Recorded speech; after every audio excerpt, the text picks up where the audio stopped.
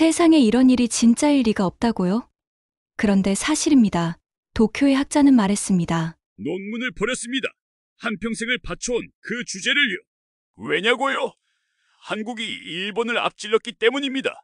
하지만 진짜 충격은 그 다음에 찾아왔습니다. 일본 총리는 침묵했습니다. 그리고 도쿄의 학자들은 고개를 들지 못했습니다. 세계 강대국 순위, 그 발표한 줄에 일본 열도는 뒤집혔고 그 중심엔 한국이 있었습니다. 그러나 이 이야기는 단순한 순위의 반전이 아닙니다. 직접 그 나라의 발을 디딘 한 일본 교수의 고백, 그가 마주한 진짜 강대국의 민낯, 그리고 그 충격에서 피어난 통찰. 지금부터 일본 교수가 무너진 이유, 그 놀라운 이야기를 시작합니다.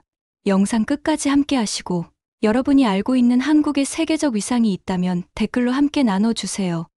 그 전에 잠시 구독과 좋아요 부탁드립니다. 여러분의 응원이 더 좋은 콘텐츠로 보답하는 원동력이 됩니다. 안녕하세요. 저는 가토 유이치라고 합니다. 일본 게이오 대학교에서 국제관계학을 가르치고 있죠. 벌써 30년 동안 동아시아 정치를 연구해왔습니다. 제가 오늘 여러분께 들려드릴 이야기는 제 인생관을 완전히 뒤바꾼 사건에 관한 것입니다. 솔직히 말씀드리면 저는 오랫동안 하나의 믿음을 갖고 살아왔어요. 한국은 일본보다 항상 한 발 늦다는 생각이었습니다. 경제 규모를 봐도 그렇고 군사력도 마찬가지였죠. 문화적 영향력 역시 일본이 훨씬 앞서 있다고 확신했습니다. 학자로서 객관적 데이터를 중시한다고 자부했지만 돌이켜보니 제가 보고 싶은 것만 보고 있었던 것 같습니다. 그런데 작년 가을 제 인생을 흔든 사건이 일어났습니다. 포브스에서 발표한 세계 강대국 순위였죠. 평소처럼 컴퓨터 앞에 앉아 자료를 확인하는데 눈을 의심할 수밖에 없었습니다. 한국이 6위, 일본이 8위라는 결과가 화면에 떠올랐거든요. 처음엔 오타인 줄 알았습니다. 다시 한번 확인해봤지만 결과는 똑같았어요. 가슴이 답답해지기 시작했습니다. 30년간 쌓아온 제 학문적 신념이 흔들리는 느낌이었죠. 그날 저녁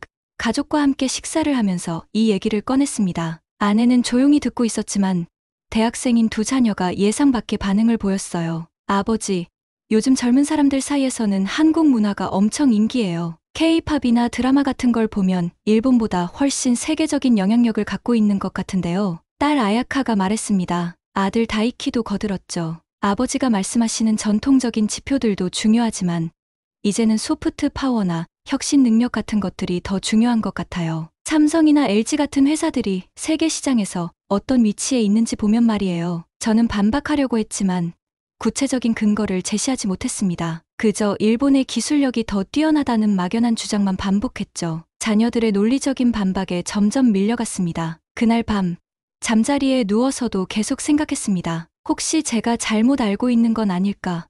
하지만 동시에 인정하고 싶지 않은 마음도 컸어요. 제 학문적 정체성과 직결된 문제였거든요. 다음 날 아침, 저는 중요한 결심을 했습니다. 포브스 순위를 정면으로 반박하는 논문을 써보겠다고 마음먹은 거죠. 제 평생의 연구 경험을 바탕으로 한국보다 일본이 우위에 있다는 걸 증명하고 싶었습니다. 연구실에 들어가서 본격적으로 자료 수집을 시작했어요. 경제 지표부터 시작해서 군사력, 기술력, 문화적 영향력까지 모든 분야를 분석해보려고 했습니다. 이번만큼은 정말 객관적이고 냉철하게 접근해보자고 다짐했죠. 첫 번째로 경제 지표를 살펴봤습니다. GDP 규모는 여전히 일본이 앞서고 있었어요. 하지만 경제 성장률을 보니 이상했습니다. 최근 5년간 한국의 성장률이 일본을 지속적으로 앞서고 있었거든요. 이건 일시적인 현상일 거야. 저는 스스로를 달랬습니다. 하지만 더 자세히 들여다볼수록 불안해지기 시작했어요. 1인당 GDP를 계산해보니 한국이 일본과 거의 비슷한 수준까지 올라와 있었습니다. 몇 년 전만 해도 상당한 격차가 있었는데 말이에요. 수출 경쟁력 지표는 더욱 충격적이었습니다. 한국이 일본을 앞서는 분야가 생각보다 많았거든요. 밤이 깊어갈수록 머리가 복잡해졌습니다. 책상 위에는 출력한 자료들이 산더미처럼 쌓여 있었어요. 형광등 불빛 아래서 숫자들을 들여다보는데 점점 현실을 부정하고 싶은 마음이 커졌습니다. 이 데이터들이 잘못된 거야. 분명히 어딘가에 함정이 있을 거야. 하지만 아무리 다른 자료를 찾아봐도 결과는 비슷했어요. 국제통화기금, 세계은행, 각종 국제기구들의 통계가 모두 같은 방향을 가리키고 있었습니다. 기술력 분야도 마찬가지였습니다. 특허 출원 건수를 보니 한국이 일본을 빠르게 따라잡고 있었어요. 특히 반도체나 배터리 같은 첨단 기술 분야에서는 한국 기업들이 세계 시장을 주도하고 있었죠. 새벽 3시가 넘어서야 연구실을 나왔습니다. 집으로 돌아가는 길에 마음이 무거웠어요. 제가 믿어온 모든 것들이 흔들리고 있었거든요. 30년간 쌓은 학문적 신념이 한순간에 무너지는 느낌이었습니다. 다음 주 내내 저는 더욱 집중적으로 자료를 분석했습니다. 혹시 놓친 부분이 있을까봐 모든 데이터를 다시 검토했어요. 하지만 결과는 더욱 명확해졌습니다. 경제 성장률에서 한국이 일본을 앞서는 것은 이미 확인했죠. 수출 경쟁력도 마찬가지였습니다. 그런데 더 충격적인 사실들이 계속 나왔어요. 기술 특허 출원에서 한국이 일본을 추월한 분야가 생각보다 많았습니다. 특히 4차 산업혁명과 관련된 분야에서 그랬어요. 인공지능, 사물인터넷, 자율주행차 같은 미래 기술 분야에서 한국 기업들의 특허가 급증하고 있었습니다. 문화 수출 분야는 더욱 놀라웠어요. K-팝, 드라마, 영화 같은 한국 콘텐츠의 세계적 영향력이 일본을 훨씬 앞서고 있었습니다. 넷플릭스 같은 글로벌 플랫폼에서 한국 콘텐츠가 차지하는 비중을 보니 정말 놀랄 수밖에 없었어요. 이게 다 맞는 건가?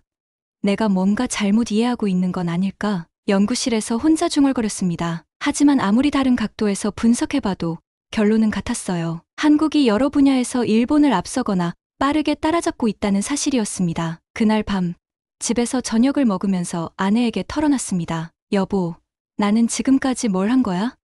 30년간 연구해온 게 다 틀렸을 수도 있어. 아내 미도리가 조용히 대답했습니다. 당신이 틀렸다기보다는 세상이 변한 것 같아요. 당신도 그 변화를 받아들여야 하는 거 아닐까요? 하지만 받아들이기가 쉽지 않았습니다. 제 정체성과 자존심이 모두 흔들리고 있었거든요. 학자로서 객관적이어야 한다는 걸 알면서도 감정적으로 인정하고 싶지 않았어요. 그날 밤 잠자리에서 계속 생각했습니다. 내가 틀린 걸까?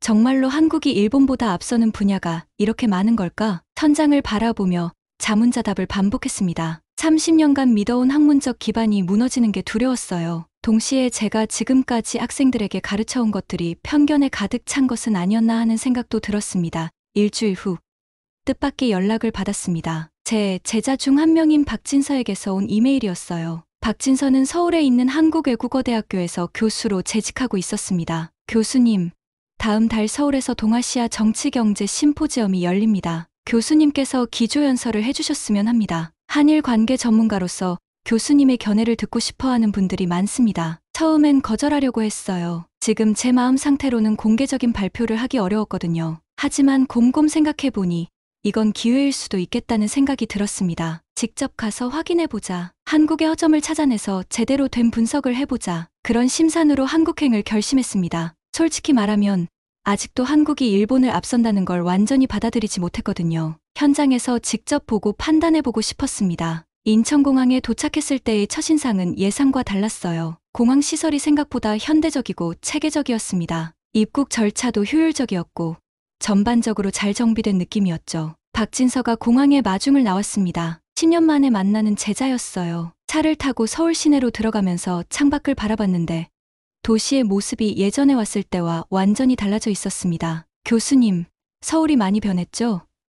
요즘은 외국인 관광객들이 정말 많이 와요. 박진서의 말처럼 거리에는 외국인들이 많이 보였습니다. 특히 젊은 관광객들이 눈에 띄었어요. 한국을 관광지로 선택하는 외국인들이 이렇게 많다는 게 신기했습니다. 강남 지역을 지나면서 고층 빌딩들을 보니 더욱 놀랐습니다. 도시 전체가 역동적인 에너지로 가득 차 있었어요. 일본의 대도시들과 비교해도 전혀 뒤지지 않는 모습이었습니다. 호텔에 체크인하고 나서 박진서와 저녁을 먹으면서 이런저런 얘기를 나눴습니다. 교수님, 이번 심포지엄에서 어떤 내용을 발표하실 예정인가요? 아직 확정하지 않았지만 동아시아의 경제 성장과 국제적 위상에 대해 다뤄볼 생각이야. 사실 구체적인 계획은 없었어요. 일단 와서 보고 판단하려고 했거든요. 심포지엄 당일 서울 시내의 한 호텔 컨벤션 센터에서 행사가 열렸습니다. 예상보다 많은 사람들이 참석했어요. 한국은 물론 일본, 중국, 동남아시아 각국의 학자들과 기업인들이 모여 있었습니다. 제가 기조연설을 하기 전에 몇 개의 발표가 있었는데 그 내용들이 충격적이었어요. 특히 한국 기업들의 기술력과 성과에 관한 발표들이 그랬습니다. 첫 번째 발표는 삼성의 반도체 기술에 관한 것이었습니다. 발표자는 삼성전자의 연구개발 담당 임원이었죠. 삼성은 현재 3나노 공정 기술을 상용화하는 데 성공했습니다. 이는 세계에서 가장 앞선 기술로 기존 5나노 대비 성능은 30% 향상되고 전력 소비는 45% 감소했습니다. 구체적인 수치와 함께 제시되는 기술적 성과들을 보니 정말 놀라웠습니다. 일본의 반도체 산업이 예전만 못하다는 걸 알고 있었지만 한국이 이 정도까지 앞서 있을 줄은 몰랐거든요. 두 번째 발표는 LG에너지 솔루션의 배터리 기술이었습니다. 저희는 현재 전 세계 전기차 배터리 시장에서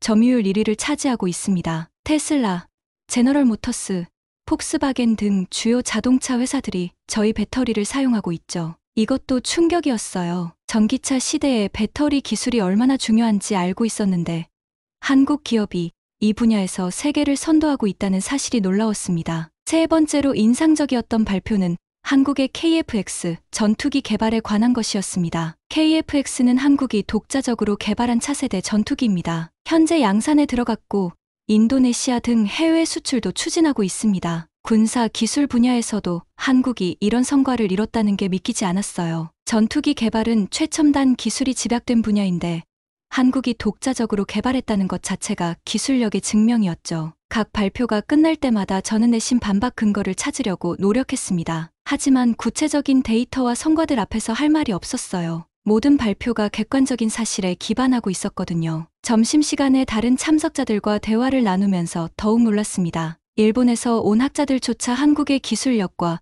경제 성장을 인정하는 분위기였어요. 가토 교수님, 요즘 젊은 일본 학자들은 한국을 배우려고 하는 사람들이 많습니다. 특히 디지털 기술이나 스타트업 생태계 같은 분야에서 말이죠. 도쿄대학에서 온 젊은 교수의 말이었습니다. 이런 말을 들으니 더욱 혼란스러웠어요.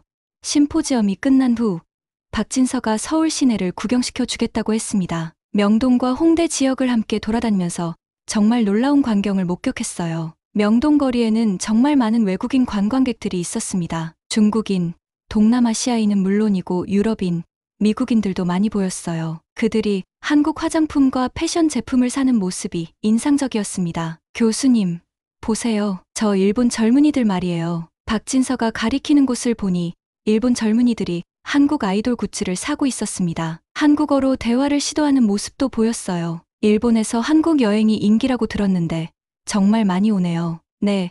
특히 20대, 30대 젊은 층에서 한국 문화에 대한 관심이 정말 높아요. K-팝 콘서트 보러 오는 사람들도 많고요. 홍대에서는 더욱 놀라운 장면을 봤습니다. 거리 곳곳에서 K-팝 음악이 들리고 외국인들이 한국어로 노래를 따라 부르는 모습을 봤어요. 심지어 유럽에서 온 것 같은 젊은이들이 한국 전통 의상을 입고 사진을 찍고 있었습니다. 이런 모습을 일본에서도 볼 수 있나요? 박진서의 질문에 저는 솔직히 대답할 수밖에 없었습니다. 글쎄요. 이 정도는 아닌 것 같아요. 그 순간 딸 아야카가 했던 말이 떠올랐습니다. 문화적 영향력도 국력이에요. 그때는 그냥 넘어갔는데 지금 보니 정말 맞는 말이었어요. 저녁에 박진서와 함께 한강공원을 산책하면서 이런저런 얘기를 나눴습니다. 교수님, 솔직히 말씀드리면 요즘 한국 학계에서는 일본을 배우려는 사람들이 줄어들고 있어요. 오히려 한국의 경험을 다른 나라에 전파하려는 움직임이 많죠. 그런가? 그럼 일본에 대해서는 어떻게 생각하고 있어? 존경하는 마음은 여전해요. 하지만 이제는 서로 다른 길을 가고 있다고 생각합니다. 일본은 안정적인 성숙한 사회를, 한국은 역동적인 혁신 사회를 추구하는 것 같아요. 박진서의 말을 듣고 있으니 마음이 복잡해졌습니다. 제가 지금까지 갖고 있던 생각들이 얼마나 일방적이었는지 깨달았거든요. 그날 밤 호텔에서 자녀들에게 전화를 걸었습니다. 아빠, 한국 어때요? 재미있게 보고 계세요? 아야카의 목소리가 밝았습니다. 응, 생각보다 많이 달라져 있더구나. 너희들 말이 맞았던 것 같아. 아빠가 그런 말씀을 하시다니 신기해요. 무슨 일이 있었나요? 솔직히 털어놓기는 어려웠지만 제 마음의 변화는 확실했습니다. 다음 날 아침, 박진서와 함께 조용한 카페에서 커피를 마시며 진솔한 대화를 나눴습니다. 어제까지의 경험들을 정리하고 싶었거든요. 진서야, 솔직히 말하면 나는 이번에 한국을 반박하려고 왔었어. 포브스 순위가 잘못됐다는 걸 증명하고 싶었지. 박진서는 놀라지 않았습니다. 오히려 이해한다는 표정이었어요. 교수님, 그럴 수 있다고 생각해요. 누구나 자신이 믿어온 것을 의심하기는 어렵죠. 그런데 여기 와서 보니 내가 얼마나 편견에 사로잡혀 있었는지 알겠더라. 교수님, 제가 생각하기에는 한국이 일본을 이긴 게 아니라 시대의 흐름에 먼저 반응한 것 같아요. 디지털 전환, 문화 콘텐츠, 친환경 기술 같은 분야에서 말이죠. 박진서의 말이 가슴에 와 닿았습니다. 이건 단순히 승부의 문제가 아니라 방향의 차이였던 거죠. 일본도 나름의 강점이 있잖아요. 장인 정신, 기술의 완성도, 사회의 안정성 같은 것들 말이에요. 다만 한국은 변화에 더 민감하게 반응했을 뿐이에요. 그렇게 보니 좀 다르네. 나는 지금까지 일본이 무조건 앞서야 한다고 생각했는데 그게 문제였나 봐. 교수님, 이제는 경쟁보다는 협력이 중요한 시대인 것 같아요. 한국과 일본이 서로의 장점을 배우면서 함께 발전하는 게 더 의미 있지 않을까요? 그 순간 머릿속이 맑아지는 느낌이었습니다. 제가 지금까지 고민해온 모든 것들이 하나로 연결되는 것 같았어요. 맞아. 내가 너무 경직된 사고를 했구나. 그날 오후 혼자 시간을 갖고 싶어서 경복궁을 걸어 다녔습니다. 전통 한옥 건물들을 보면서 한국 문화의 깊이를 다시 생각해봤어요. 예전에는 이런 것들을 그냥 지나쳤는데 이제는 다르게 보였습니다. 궁궐 안에서 외국인 관광객들이 한복을 입고 사진을 찍는 모습을 봤어요. 그들의 표정이 정말 행복해 보였습니다. 이것도 문화적 영향력의 한 형태구나 싶었죠. 저녁에 박진서와 다시 만나서 마지막 식사를 했습니다. 교수님, 내일 일본으로 돌아가시죠? 응. 그런데 이번 여행이 내게는 정말 큰 변화의 계기가 됐어. 어떤 변화요? 반박 논문은 쓰지 않기로 했어. 대신 새로운 시각으로 동아시아를 분석해보려고 해. 그게 더 의미 있는 연구가 될 것 같아요. 그리고 앞으로는 보고 싶은 것만 보지 않으려고 해. 불편한 진실이라도 받아들이는 학자가 되고 싶어. 박진서가 환하게 웃었습니다. 교수님다우신 결정이에요. 진정한 학자의 모습이죠. 그날 밤 호텔에서 마지막 밤을 보내면서 이번 여행을 정리해봤습니다. 처음 한국에 올 때의 마음가짐과 지금의 마음가짐이 완전히 달라져 있었어요. 제가 30년간 믿어온 것들이 틀렸다는 게 아니라 세상이 변했다는 걸 받아들이게 됐습니다. 그리고 그 변화를 인정하는 것이 학자로서 더 정직한 태도라는 것도 깨달았죠. 일본으로 돌아온 다음 날, 저는 가족들을 거실로 불러 모았습니다. 한국에서의 경험을 솔직하게 털어놓고 싶었거든요. 여러분, 아버지가 사과할 일이 있습니다. 아야카와 다이키가 의아한 표정으로 저를 바라봤어요. 지난번에 포브스 순위 얘기할 때 여러분이 맞는 얘기를 했는데 제대로 듣지 못했습니다. 아버지가 너무 고집스러웠어요. 아빠, 무슨 일이 있었어요? 한국에 다녀왔는데 정말 많은 걸 배웠습니다. 여러분이 말한 대로 한국의 문화적 영향력이나 기술력이 정말 대단하더군요. 아내 미도리가 조용히 물었습니다. 그런 마음이 좀 편해지셨어요? 네, 많이 편해졌어요. 사실 처음엔 한국을 반박하려고 갔었거든요. 하지만 현실을 보고 나니 제가 얼마나 편견에 사로잡혀 있었는지 알겠더라고요. 다이키가 진지한 표정으로 말했습니다. 아버지, 인정하기 어려우셨을 텐데 대단하세요. 아니야, 학자라면 당연히 해야 할 일이었어. 오히려 너무 늦었지. 그날부터 저는 새로운 마음가짐으로 연구에 임했습니다. 포브스 순위를 반박하는 논문 대신 동아시아 국가들의 변화하는 역학관계에 대한 객관적 분석을 시작했어요. 한 달 후, 대학에서 특별 강의를 하게 됐습니다. 주제는 변화하는 동아시아와 새로운 관점의 필요성이었죠. 강의실은 학생들로 가득 찼습니다. 여러분, 오늘 제가 들려드릴 이야기는 한 명의 학자가 자신의 편견과 마주한 경험담입니다. 강의를 시작하면서 제 마음도 떨렸어요. 하지만 솔직하게 털어놓고 싶었습니다. 저는 30년간 한국이 일본보다 뒤처져 있다고 믿어왔습니다. 하지만 최근 한국을 직접 방문해보니 제 생각이 얼마나 편협했는지 깨달았습니다. 학생들이 집중해서 듣고 있었어요. 중요한 건 누가 앞서고 뒤처지느냐가 아니라 각 나라가 어떤 방향으로 발전하고 있느냐는 것입니다. 그리고 그 변화를 객관적으로 인정하는 것이 학자의 자세라고 생각합니다. 강의가 끝난 후 한 학생이 질문했습니다. 교수님, 그럼 앞으로는 어떤 연구를 하실 계획인가요? 이제는 보고 싶은 것만 보지 않겠습니다. 불편한 진실이라도 받아들이면서 현실을 직시하는 연구를 하려고 해요. 그래야 진정한 학문적 가치가 있다고 생각하거든요. 그날 저녁, 집에서 가족과 함께 저녁을 먹으면서 아야카가 말했습니다. 아빠, 요즘 더 밝아 보여요. 그래?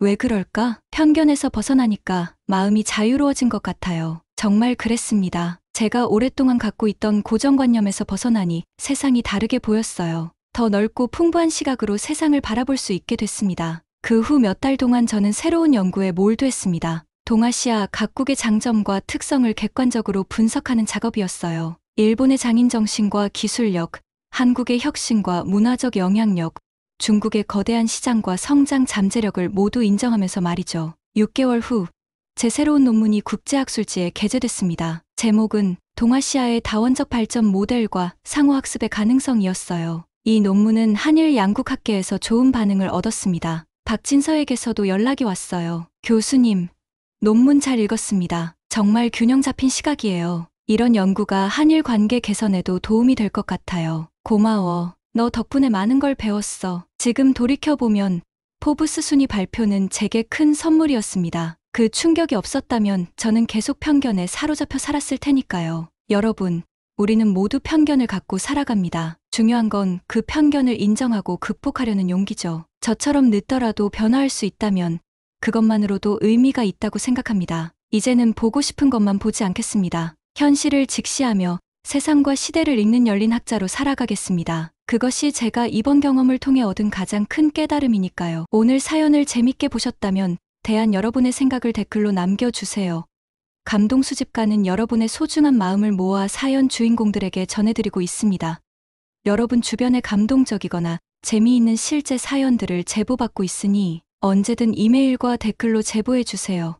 오늘 들려드린 사연에 공감하셨다면 구독과 좋아요 눌러주시고 주변 분들과도 공유해주세요.